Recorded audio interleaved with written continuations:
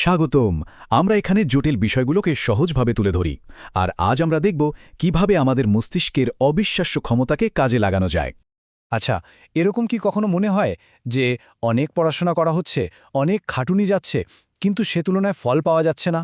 যেন পড়াশোনাটা কঠিনই হয়ে যাচ্ছে, কিন্তু ঠিক স্মার্টলি হচ্ছে না? প্রথম পর্ব, আধুনিক শিক্ষার চ্যালেঞ্জ। দেখুন, আজকের এই যুগে আমাদের কিন্তু সবসময় নতুন কিছু শিখতে হয়, আর এখানেই তৈরি হয় একটা বিরাট চ্যালেঞ্জ। কিন্তু ভাবুন তো, এই যে শেখার চাপ বা উদ্বেগ, এটা কাটানোর উপায়টা যদি কোনো নতুন অ্যাপ বা কোনো প্রোডাক্টিভিটি হ্যাকের মধ্যে না থাকে, যদি সমাধানটা থাকে আরও অনেক কাছে।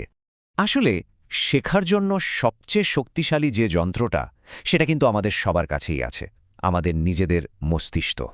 তাহলে চলুন দ্বিতীয় পর্বে যাই, আপনার মস্তিষ্কের লুকানো সুপার পাওয়ার। এই যে আমাদের সুপার কম্পিউটার, এর ভেতরে যে কি বিশাল সম্ভাবনা লুকিয়ে আছে, যা আমরা হয়তো তেমনভাবে ব্যবহারই করি না, সেটাই এখন আমরা দেখব। স্ক্রিনে যে সংখ্যাটা দেখছেন 100 বিলিয়ন। আমাদের মস্তিষ্কের যে অংশটা চিন্তাভাবনা করে সেখানে ঠিক এতগুলো নিউরন আছে। আর মজার ব্যাপার হলো, এর এক একটা নিউরন এই পৃথিবীর বেশিরভাগ কম্পিউটারের চেয়েও অনেক বেশি শক্তিশালী। তো এই মস্তিষ্কের হার্ডওয়্যারটা আসলে কেমন? দেখুন, এখানে আছে 100 বিলিয়ন নিউরন। প্রত্যেকটা নিউরনের আবার প্রায় 20,000 পর্যন্ত সংযোগ তৈরি করার ক্ষমতা আছে। শুধু তাই না, আমাদের মধ্যে আছে 8 ধরনের বুদ্ধিমত্তা, আর আমাদের মস্তিষ্ক কাজ করে 4 রকম তরঙ্গ প্যাটার্নে। মানে এর প্রসেসিং ক্ষমতা যে কি বিশাল, তা কল্পনারও বাইরে। টমাস এডিসনের একটা বিখ্যাত উক্তি আছে, প্রতিভা হল 1% অনুপ্রেরণা এবং 99% কঠোর পরিশ্রম। কথাটা কিন্তু খুব সত্যি।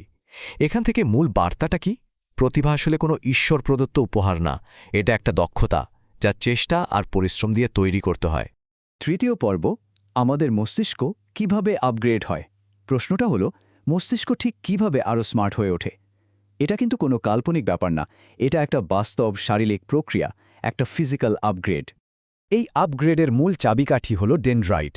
এগুলো হলো নিউরন থেকে গজানো একদম ছোট্ট ছোট্ট শাখা। যখনই আমরা নতুন কিছু শিখি, তখনই এই ডেনড্রাইটগুলো নতুন সংযোগ তৈরি করে।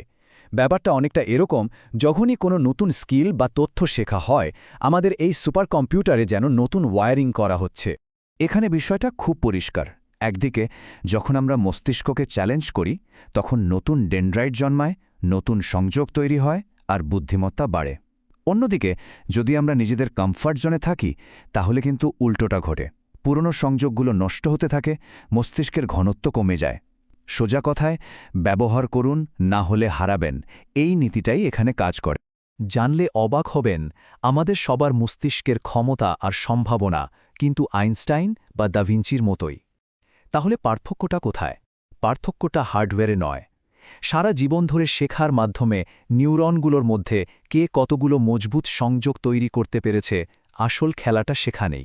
চতুর্থ পর্ব, প্রতিভার 3টি চাবিকাঠি। বেশ, আমরা সম্ভাবনাটা তো বুঝলাম।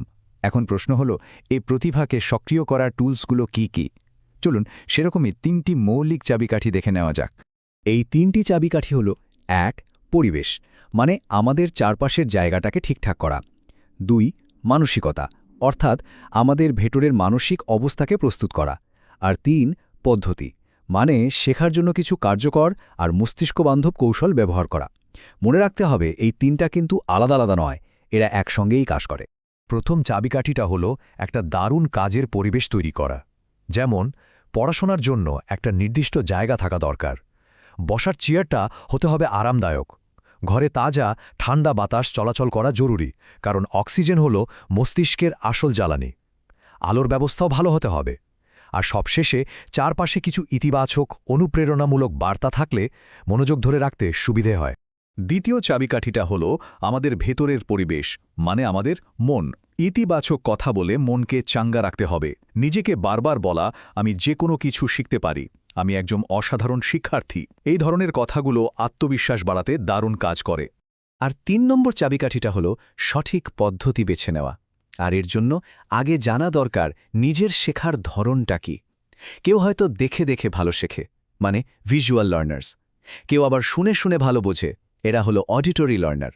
আর কিছু মানুষ আছে যারা হাতে কলমে কাজ করে শেখে, এরা হলো কাইনেস্থেটিক লার্নার। তো সব ধরনের লার্নারের জন্য একটা দারুণ শক্তিশালী পদ্ধতি হলো মাইন্ড ম্যাপস। এটা একটা অসাধারণ টুল, কারণ এটা রং, ছবি আর বিভিন্ন সংযোগ ব্যবহার করে তথ্যগুলোকে সাজায়। ফলে এটা আমাদের বিভিন্ন ধরনের বুদ্ধিমত্তাকে একসাথে কাজে লাগাতে সাহায্য করে। আচ্ছা, চলুন একটা মেমোরি টেকনিক পরীক্ষা করে দেখা যাক। ধরুন আমাদের কবজির 8টা হাড়ের নাম মুখস্থ করতে হবে। কাজটা বেশ কঠিন, তাই না? কিন্তু এই বাক্যটা দিয়ে চেষ্টা করে দেখুন তো, have 2 nasty trolls take lovely people cycling. এখানে মজাটা হলো, এই বাক্যের প্রত্যেকটা শব্দের প্রথম অক্ষর দিয়ে কবজির এক একটা হাড়ের নাম মনে রাখা যায়, যেমন হেমেট, ট্র্যাপিজিয়াম, নেভিকিউলার ইত্যাদি। দেখুন, কতগুলো কঠিন বৈজ্ঞানিক নামের একটা লিস্ট মনে রাখার চেয়ে এই অদ্ভুত বাক্যটা মনে রাখা কিন্তু অনেক সহজ, তাই না? এবং সবশেষে পঞ্চম পর্ব, 100% দায়িত্ব নিন। এতক্ষণ আমরা যতগুলো টুলস বা কৌশলের কথা বললাম, সেগুলোকে সত্যি সত্যি কাজে লাগানোর জন্য যে জিনিসটা সবচেয়ে বেশি দরকার তা হল ব্যক্তিগত দায়িত্ববোধ। স্যার উইনস্টন চার্চিলের একটা দারুণ কথা আছে, শ্রেষ্ঠত্বের মূল্য হল দায়িত্ব। কথাটা খুব সত্যি। শিক্ষক বা অন্যান্য রিসোর্স আমাদের পথ দেখাতে পারে, কিন্তু আসল কাজটা, মানে শেখার কাজটা, কিন্তু নিজেকেই করতে হবে।